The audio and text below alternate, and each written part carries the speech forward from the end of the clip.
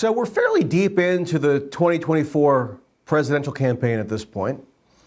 Although we did just have a switcheroo that was foisted upon us, whereby, as we went over last week, Joe Biden was adamantly insistent that under no circumstances would he ever leave the race.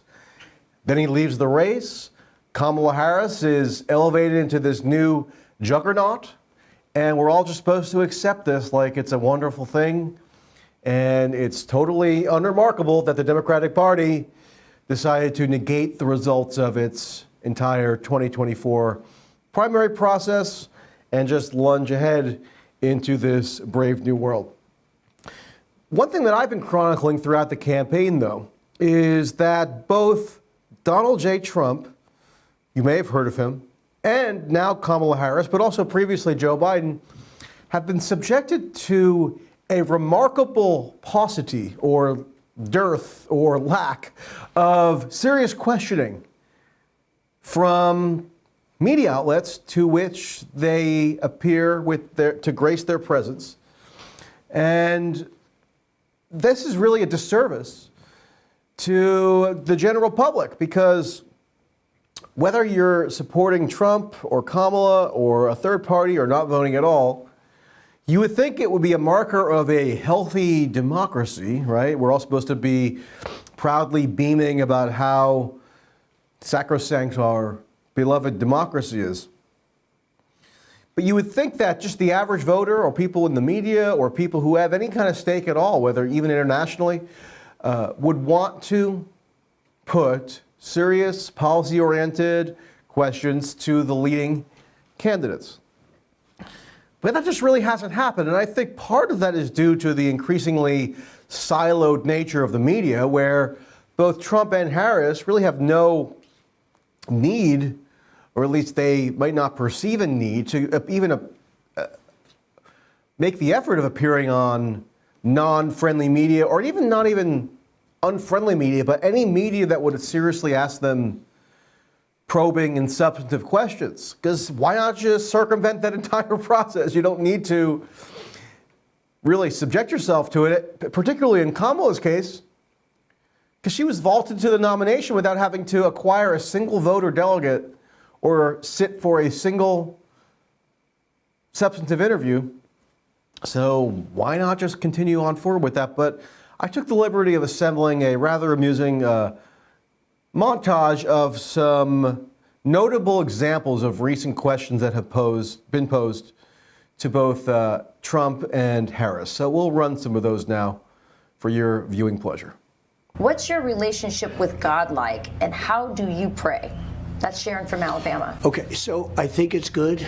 I do very well with the evangelicals. I love the evangelicals.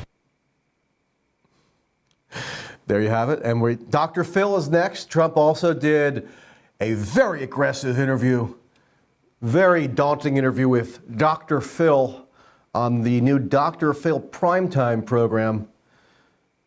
Dr. Phil went to Israel to interview Netanyahu, and then a week or so later, he gets a big bombshell interview with Donald Trump, and you know that the questions are going to be really difficult for Trump. So let's get an example of one of them. You know, we all have a personal truth. You know, it's that what we believe about ourselves when we don't have our mask on, when we don't, you know, I put on a nice suit.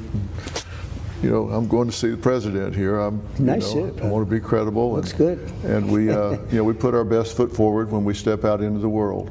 But we do have a personal truth that what we believe about ourselves at our most vulnerable, when nobody's looking, nobody's listening. Maybe it's 3 o'clock in the morning, we wake up looking at the ceiling, thinking, what the hell am I doing? What do you say to yourselves when the crowds aren't cheering?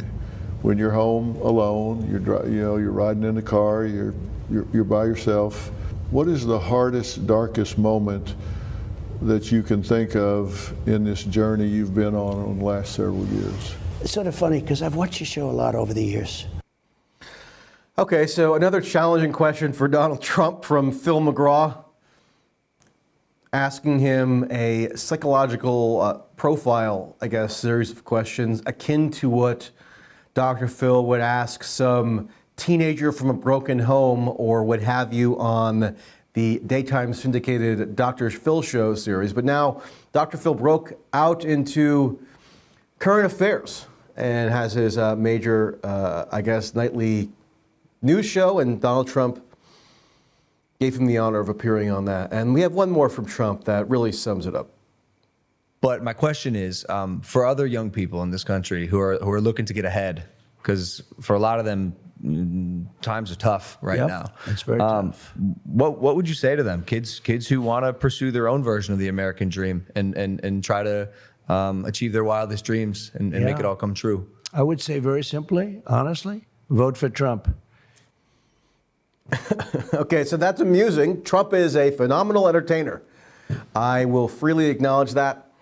That has fueled Trump's ascendance as a political figure from the outset, from the moment he came down the escalator, or maybe even before. Because Trump, he was professionally connected to NBC Universal for many years. He had one of the top-rated reality TV shows and beauty pageants, casino magnate, etc. So Trump is very good at that. But I'm a stickler for major presidential candidates, major party nominees, at least occasionally getting asked a challenging question about their policy plans or their record alternatively, or something that would actually shed light on how they would wield power if they won the election that they're seeking. But that's been difficult to come by. And then for Kamala, she's skated it even more frictionlessly than Trump, you could argue, because she's been kind of sequestered in her own little vice presidential silo for all this time, waiting in the wings for Joe to step aside. And so here's an example of the really tough questioning that Kamala has subjected herself to as of late. Hey Kamala, what are we going to say to Donald Trump in November? Bye, bye, bye. Okay, so there you have it. That's basically the caliber of media questioning that the public has been granted in relation to the two major party candidates. And I have doubts as to whether that state of affairs will improve, because if you notice, one of the things that we're all supposed to memory hole is that cute TikTok video that Kamala Harris appeared in and then posted to her newly created account with Lance Bass from NSYNC. You would think that a competent media would at least be vaguely aware that only a couple of months ago, Joe Biden signed legislation to ban TikTok on the grounds that TikTok was a tool of Chinese espionage, and this was a largely Republican-initiated bill in the House of Representatives. Speaker Johnson employed all kinds of accelerated parliamentary maneuvers to expedite the passage of a TikTok ban that then eventually got folded into the mammoth $100 billion supplemental war funding bill that included the Ukraine, Israel, and then Taiwan provisions. But that bill also included a ban of TikTok.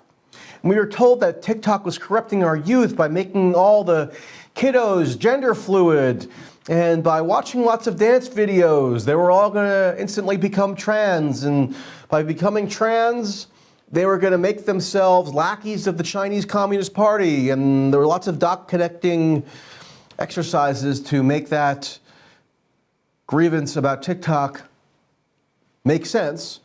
I was never particularly convinced myself.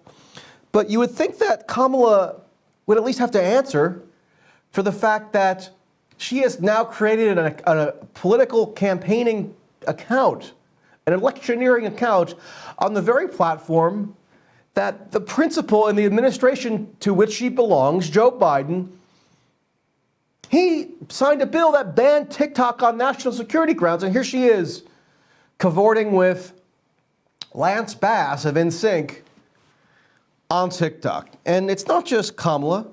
Let's go to Donald Trump, a curious posting from him on Truth Social. I think it's called a truth. So this is not a post, it's a truth. Because if you want to circulate the truth, as you might a tweet, you actually have to retruth the truth. So whenever you want to retruth the truth, log on to Truth Social. And you can do that. And we'll all be the better for it because we all be bestowed with this glorious truth from on high. But here's what Trump said, all caps naturally. For all of those that want to save TikTok in America, vote Trump.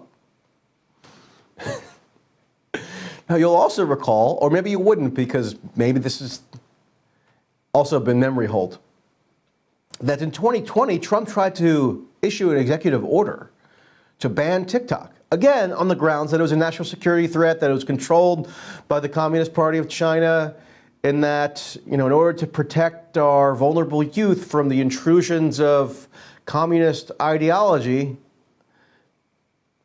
TikTok had to be banned by executive dictate.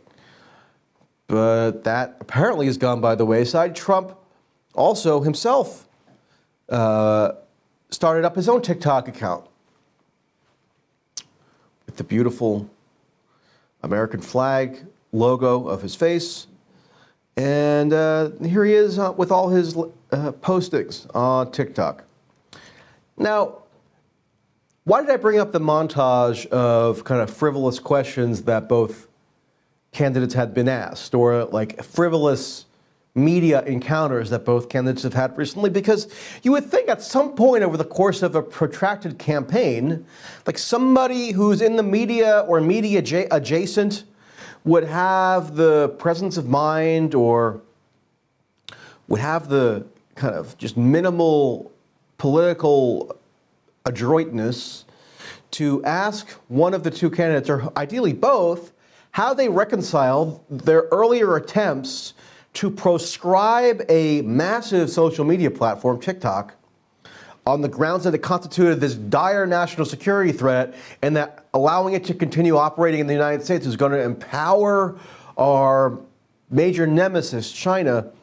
How they square that with themselves using TikTok, right? I mean, it's just should be a pretty obvious question, but because in the current landscape, both candidates can kind of just go on friendly territory, do ass-kissing interviews, and with the proliferation of podcasts, they could just pick and choose who they want to engage with, and there would be no expectation that they're going to ask even a mildly challenging question. I'm not saying that both candidates need to necessarily have somebody berate them, and with Trump in particular, it is true that the media over the years of Trump's rise in American politics has just had their brains melted by him at various times and then would just try to go after him for the most superficial possible foibles that they could identify and really couldn't be relied upon to ask him many legitimate questions. And there are a lot of legitimate questions to pose to Trump about his record, about his personnel, about his ideology such as it exists, about what he would plan to do in his second term. Lots of that is ripe for questioning, but it is probably true that the media would just want to start, flipping out about him being a fascist or whatever else. It is sort of interesting that, especially in the wake of the attempted assassination of Trump, which wasn't that long ago, but seems like quite a while ago now, you did see maybe the media's attitude toward Trump begin to soften somewhat. And I would argue that even a little bit before that, the attitude toward Trump in mainstream media precincts had softened somewhat. I kind of traced that to April, when Trump actually played a critical role in ensuring the passage of that $100 billion national security supplemental bill, which included the largest ever disbursement of monies to Ukraine. Imagine if Trump had tanked that bill, which he probably could have done given his outsized influence on especially the House Republican caucus. But, Trump would have been screeched as having been this tool or puppet of Putin, which is just a continuation of a longstanding theme. But instead, he kind of gave his sign-off on the passage of that bill, and he gave political breathing room to lots of Republicans, and Speaker Johnson in particular, Speaker Mike Johnson, who Trump refers to as MAGA Mike Johnson lovingly, to see to it that that bill would come to passage.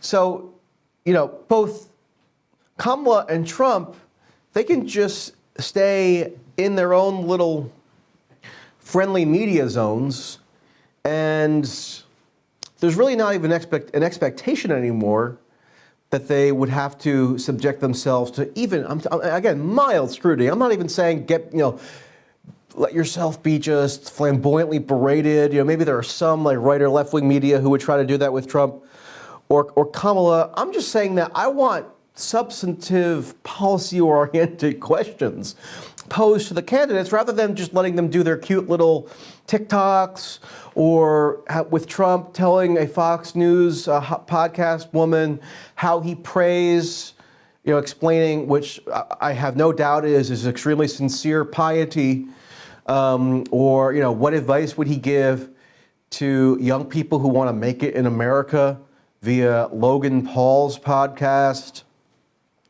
I mean, this stuff gives us no real insight into how these people would actually govern the most powerful state and national security apparatus and foreign policy infrastructure in world history.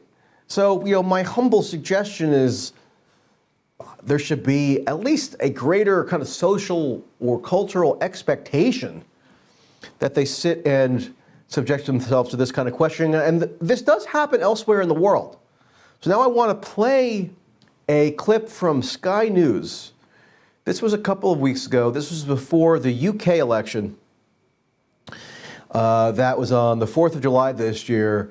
And it's almost shocking how much more aggressively adversarial the conventional media is toward both major party candidates in the UK. I mean, we're not talking about a country that is that dramatically different culturally or politically than the US. Yes, there are some differences, obviously, between the UK and the US, but there's something peculiar about the media culture where, despite the very real flaws of UK media culture, there is a greater expectation that the major party candidates will be even hectored pretty rudely by the standard media outlets to which they would subject themselves to questioning. So here is Keir Starmer and Rishi Sunak ahead of the UK election earlier this month.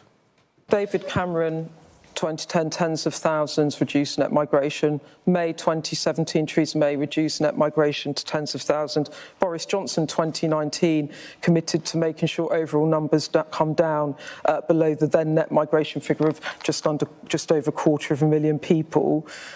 Why should anyone believe anything that you say on immigration? Why?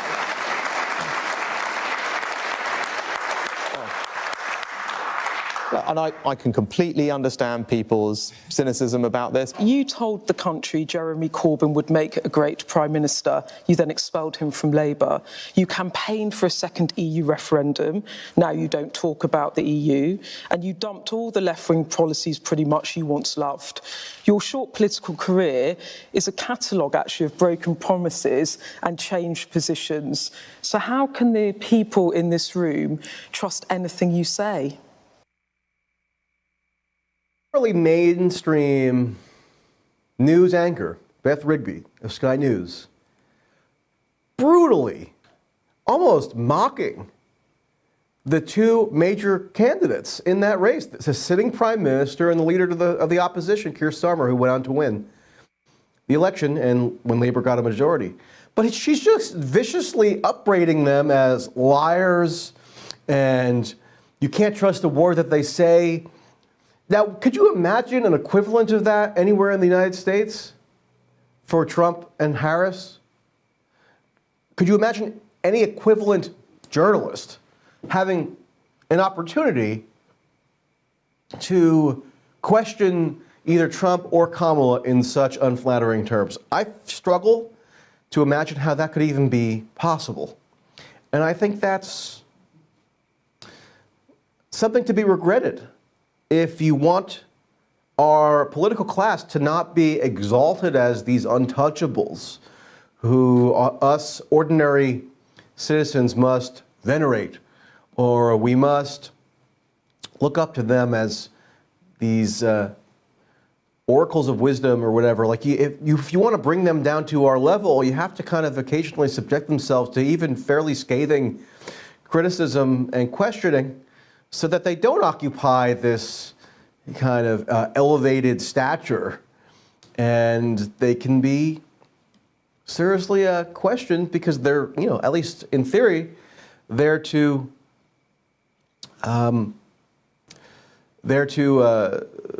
serve the public, right?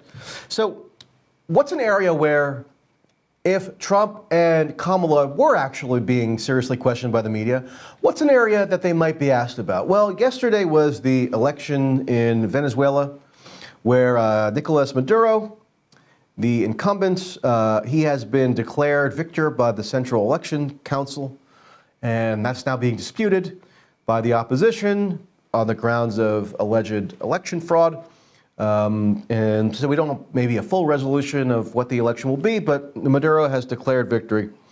And one thing that I would love, like if I had Kamala and Trump on the show today, first of all, I would say, Kamala, I love your memes. They're phenomenal. They're fantastic. And if Trump were there, I would say, Donald, you're the greatest. I've read The Art of the Deal, which I actually have read. And it really helped me in my business acumen. You're the best. So that's how I would begin, by buttering them up. But then I would transition seamlessly to Venezuela policy.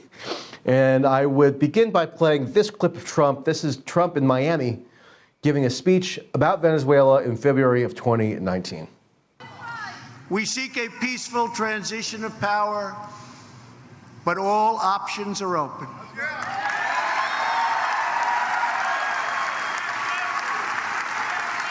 We want to restore Venezuelan democracy, and we believe that the Venezuelan military and its leadership have a vital role to play in this process. If you choose this path, you have the opportunity to help forge a safe and prosperous future for all of the people of Venezuela. Or you can choose the second path, continuing to support Maduro.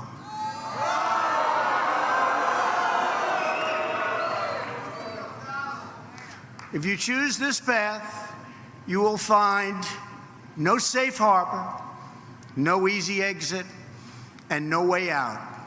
You will lose everything.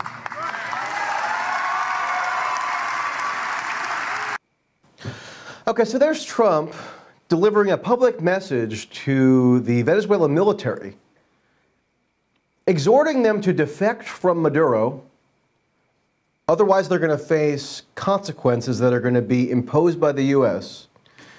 in furtherance of effectuating regime change in Venezuela.